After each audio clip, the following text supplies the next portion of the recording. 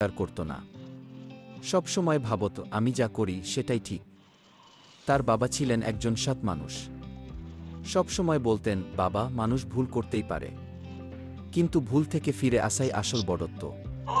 কিন্তু রায়ান এসব কথা শুনত না। বয়স বাড়ার সাথে সাথে রায়ানের জীবন বদলাতে শুরু করল। সে খারাপ বন্ধুদের সাথে মিশতে শুরু করল। নামাজ পড়া ছেড়ে দিল। মিথ্যা বলা, প্রতারণা, এসব যেন তার জীবনের অংশ হয়ে গেল। তার মা মাঝরাতে কাঁদতেন আর আল্লাহর কাছে দোয়া করতেন, হে আল্লাহ, আমার ছেলেকে হেদায়েত দিন। কিন্তু রায়ান তখন অন্ধকারে ডুবে গেছে। একদিন রায়ান তার বন্ধুদের সাথে শহরে গেল।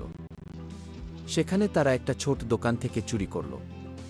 দোকানদার তাদের ধরে ফেল।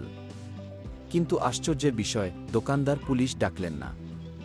বরং শান্তভাবে বললেন, তোমাদের চোখে আমি ক্ষুধা দেখি, কিন্তু চুরি সমাধান না। এই কথাটা রায়ানের হৃদয়ে একটা ধাক্কা দিল। সেদিন রাতে রায়ান ঘুমাতে পারল না।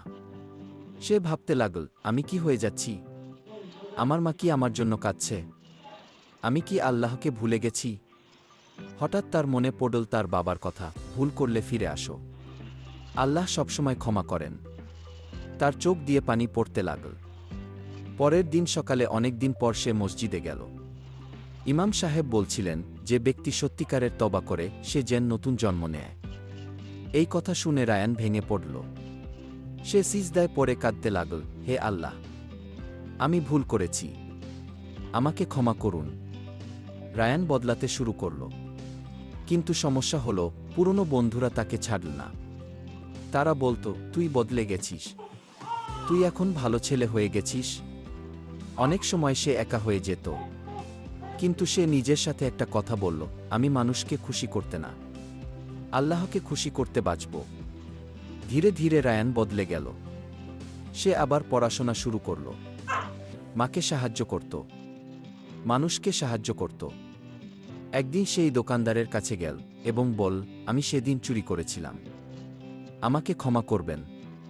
দোকানদার হাসলেন, তুমি আজ যে স্বীকার করেছ সেটাই তোমার সবচেয়ে বড় জয়। বছর কয়েক পর রায়ান গ্রামের একজন সম্মানিত মানুষ হয়ে গেল। মানুষ তার কাছে পরামর্শ নিতে আসত। একদিন সে তার বাবার কবরের পাশে দাঁড়িয়ে বলল, বাবা, তুমি ঠিকই বলেছিলে, ভুল থেকে ফিরে আসাই আসল বড়ত্ব। তার চোখে পানি, কিন্তু সেই পানিতে শান্তি ছিল। মানুষ ভুল করতেই পারে, কিন্তু ভুলে থেকে যাওয়া সবচেয়ে বড় ভুল। তওবা করলে আল্লাহ সব ক্ষমা করেন। খারাপ সঙ্গ জীবন নষ্ট করে।